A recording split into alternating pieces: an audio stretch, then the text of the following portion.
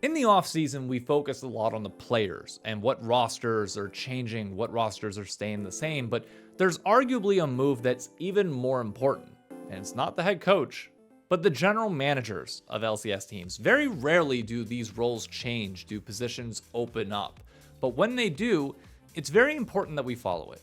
Because these are the people that set the rosters, that pick the coaches, that are the liaison between owners and the day-to-day operations of the org. They oversee all of it.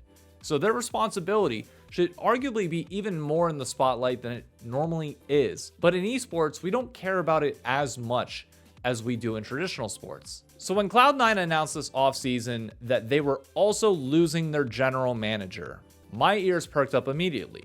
Where's David going to go? Because David's been influential at C9 for a good 2 years now. The answer is that he's the new GM of Shopify Rebellion. And I have a conversation with him that you get to all listen to right now. So do me a favor, subscribe to the channel if you haven't already done so. Kick back, relax, and enjoy learning about the day-to-day life of a general manager, what they do, David's philosophies, and beyond. I hope you enjoy. First and foremost, publicly, congratulations on the role, on the new opportunity. Can you describe to me what your day-to-day responsibilities look like as a general manager of Shopify? So naturally, I'll be bringing in a lot of what I did at Cloud9, just because I started my esports career at C9, and well, what they did at Shopify is, they stretch in the morning, so I'll be part of the team for that. But before that, I would lead the staff meeting that they do here with the coaches and other staff as well, just to talk about, what we're going to do throughout the week, but also on that day as well. And, trying to figure out and prioritize what we need to work on as a team. And, I will watch scrims, but also there are a lot of things that I have to do outside of game and outside of scrims for the org. So that's what I'll be doing. And right now, though, like I watch a lot of scrims. I started yesterday at Shopify here, and just getting to know the guys.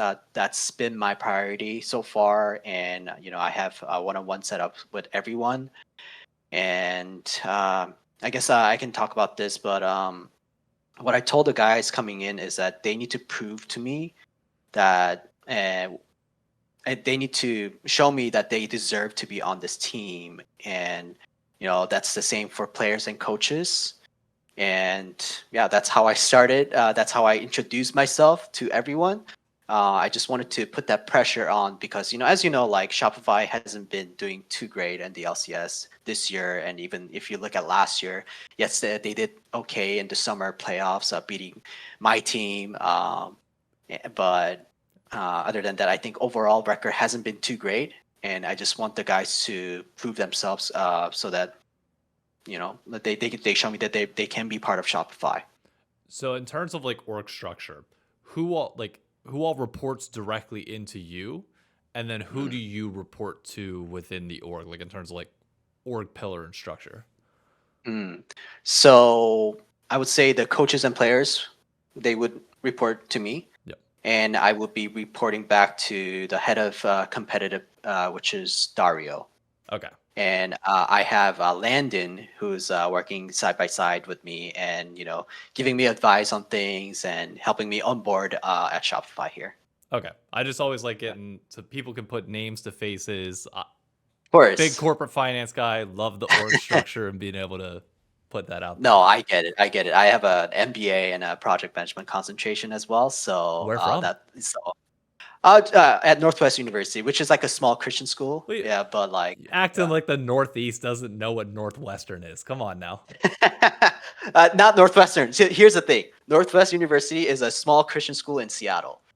So I got okay. Yeah, I got a scholarship there, which is Interesting. why I went there. Yeah, Smart. because there's a connection. So I went to a high school in Germany called Black Forest Academy.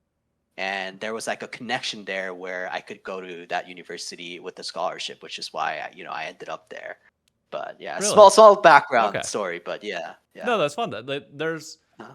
genuinely probably not many people working within the LCS space that have an MBA, which for a general manager, pretty important thing to get. Like, Yeah. not that everybody needs to, but one of the big things that you learn with graduate school and MBA is you're learning how to lead people and how to Yeah. manage.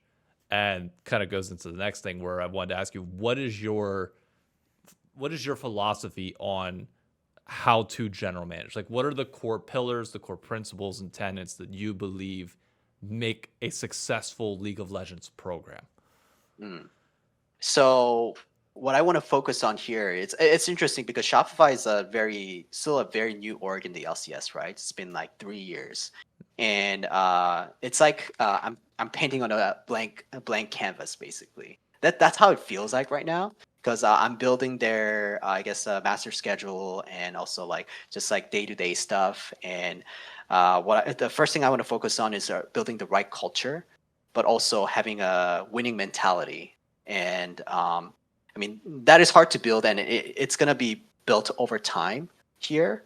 And just having the winning culture and what it's like to have a winning culture, right? What does it take? Like I guess this is a bad example, but like how many solo queue games you're going to be playing as a team, and like how much time are we going to spend together as a team? I think that is important. And how we treat each other, how we treat the coaches as players, but also as a manager. And you know, I think it's all part of the building block, and looking into like small details like that. That's what I'll be looking at over the past like not past sorry over the next I guess a few weeks. And understanding that I have a certain expectation for the players and the coaches. And yeah, um, that the culture is one. And going into 2027, I don't know what's going to happen, but like I said, I want the players and the staff to show me that they deserve to be here. And based on that, like if we need to make changes, then we'll look at that. But let's see what happens in summer split, right? Yeah. Gotcha. In terms of those philosophies, diving back into your past with C9, you took Mhm. over, correct, in 2024 as the GM of C9.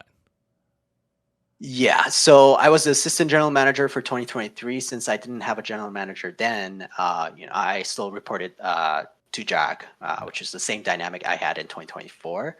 Yeah.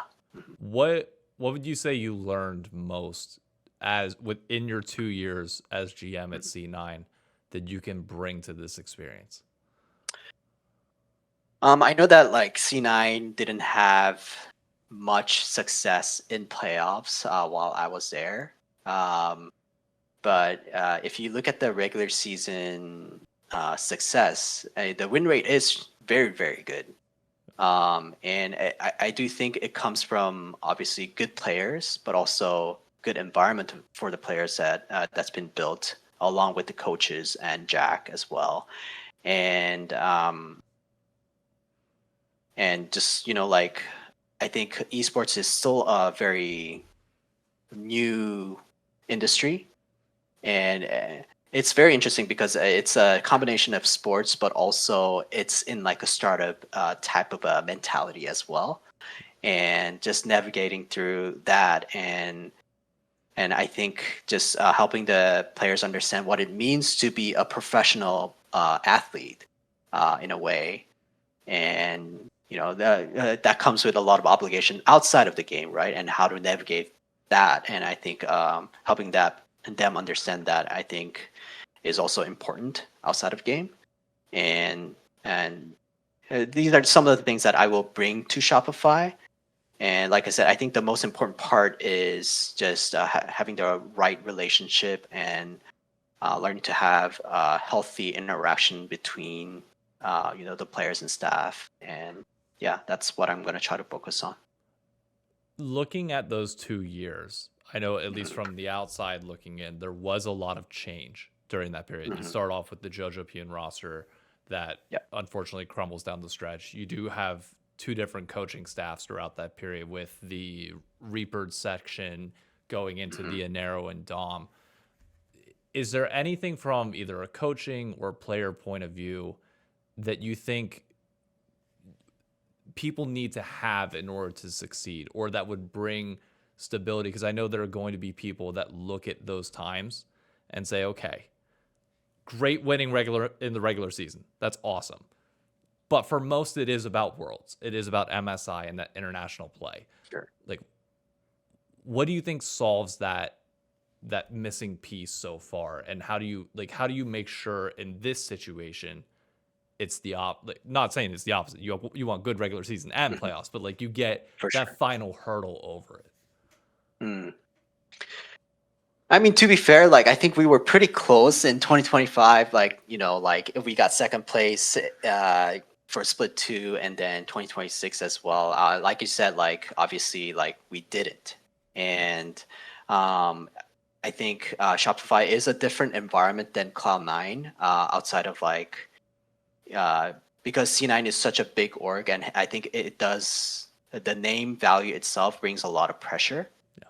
And eventually I want to have that same pressure for Shopify because I think the pressure is actually it's really good. It's like having aura, right? Yeah.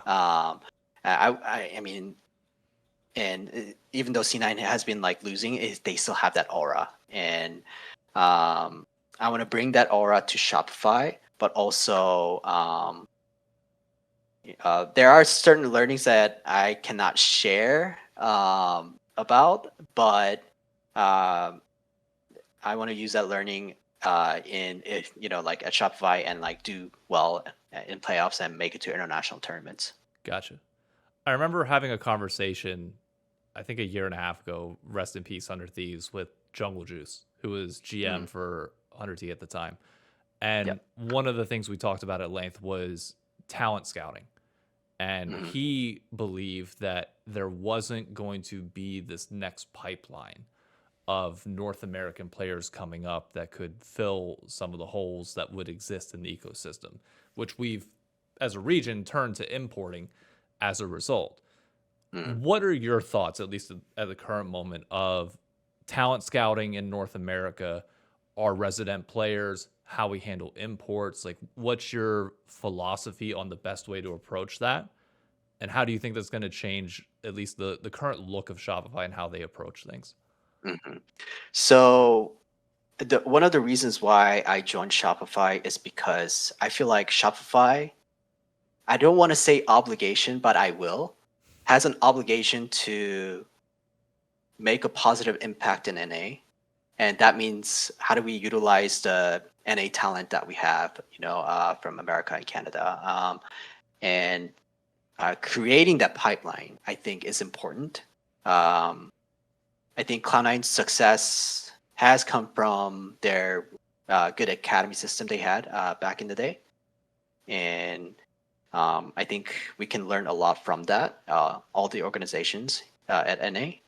And I'm not promising that I'm going to be reviving the academy system here, but I want to be integrated in the NACL system and try to see how we can revive that.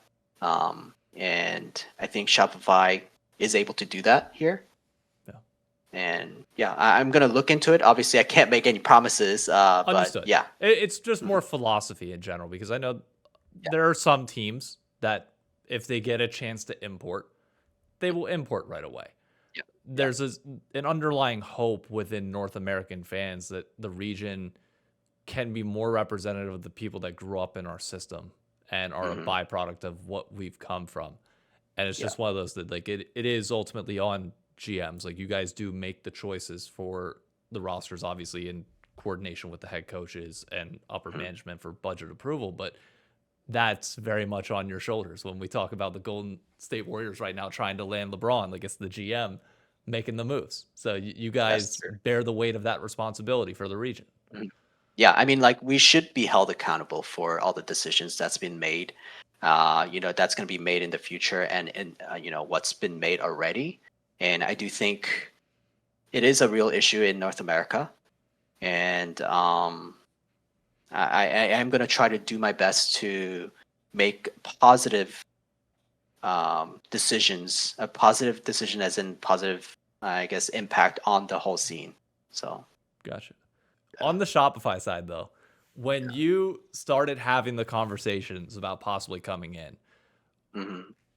what were your initial thoughts on the brand, the team, the players, like the unfiltered opinion? Like, okay, if I'm going to step into this, there was Hmm. that definitely that conversation you had with yourself of like, I'm stepping into some shit right now.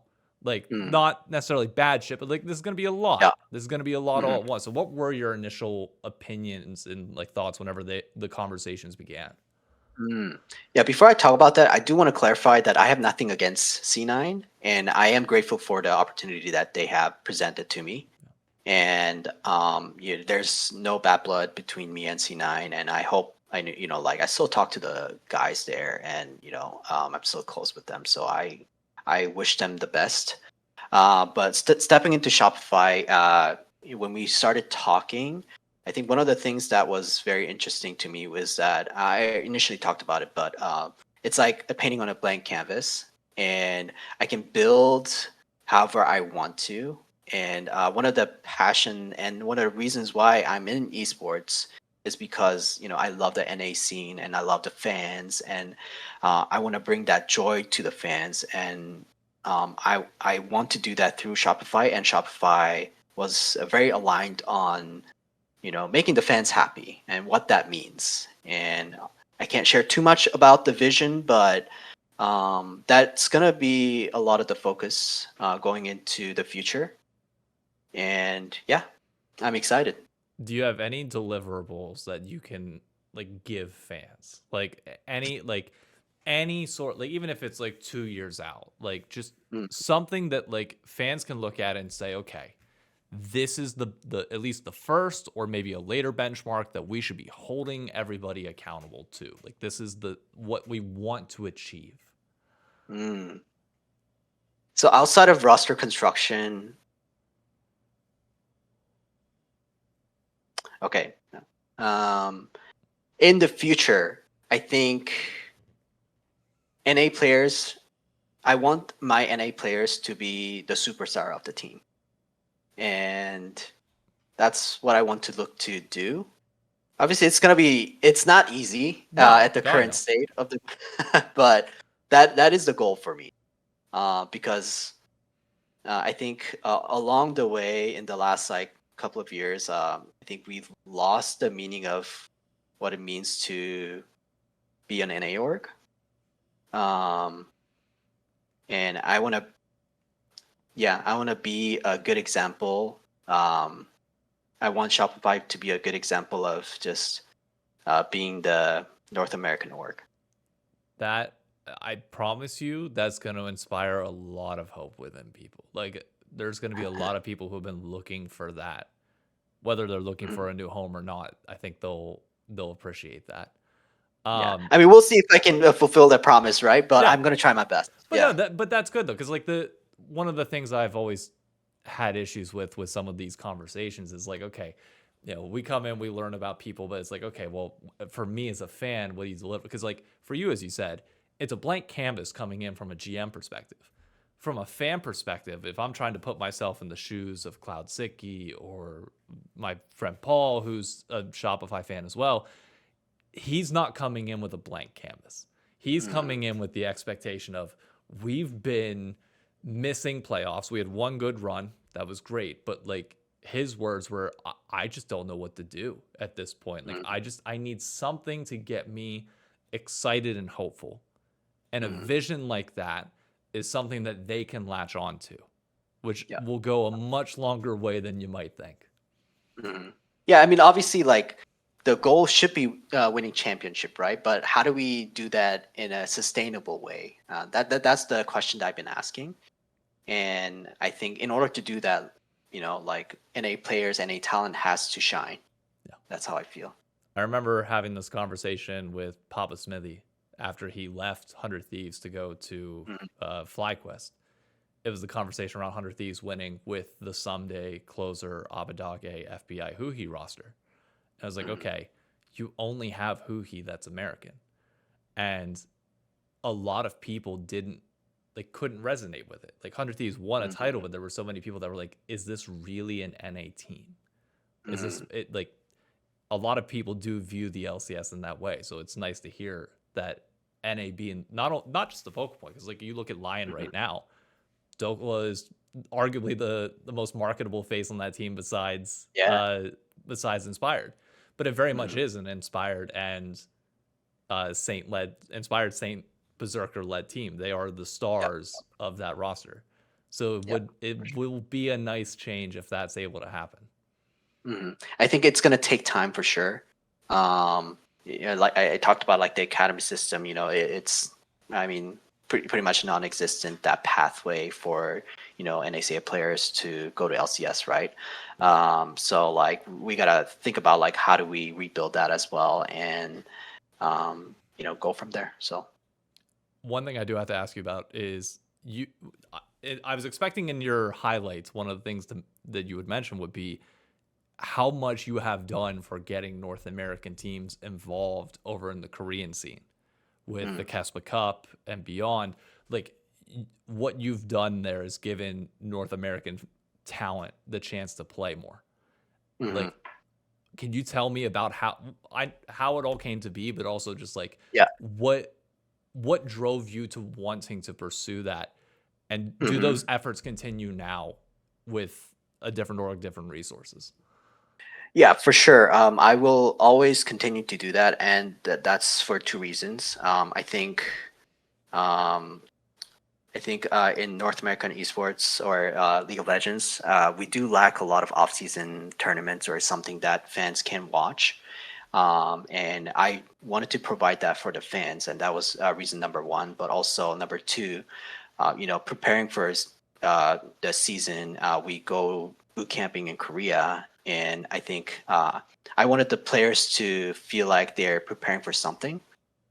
And Kespa was a really nice way to prepare for the season, and just also showcase to the fans that, hey, this is the team, and like we are able to compete against LCK teams, which we did show last year in Kespa. And obviously there were some hiccups with Disney and everything, but hey, I'm no it was longer definitely working for Disney anymore. I can say. Oh, really? Yeah, so I work with the NFL now. But at the Oh, time, thank you. Yeah. It was Yeah. when that got announced, I was sending emails internally. Like I had people asking me, like, can I watch it? And I'm sending messages to people inside Disney Plus, both in the APAC region and domestic, like, yo, what can I, like, selfishly, what can I do to watch this? I didn't even mention Twitter or anything else. I was like, can we get this on for us in North America? We have American teams there. Yeah, for sure. I mean, like that was pretty frustrating because the whole point for me to try to get C9 and TL was for the fans to watch, right? But overall, it was a good experience, and in the future, I'm gonna try to do my best to make that happen. Even if it's not Kespa, I've done a show match with FearX before, and stuff like that. I will always look for an opportunity for the team to improve, but also something for the fans to enjoy. Gives a little bit of stakes. Like I don't think people appreciate the fact there was money on the line for that event. The players walk out with a prize pool. Like that's true. That's crazy. Yeah. Like in a world where we're talking about the chances for people to make more money, you can go in, you can beat, hopefully KNF and take home $5,000 in your pocket. That's a win. Exactly. Yeah, that's right.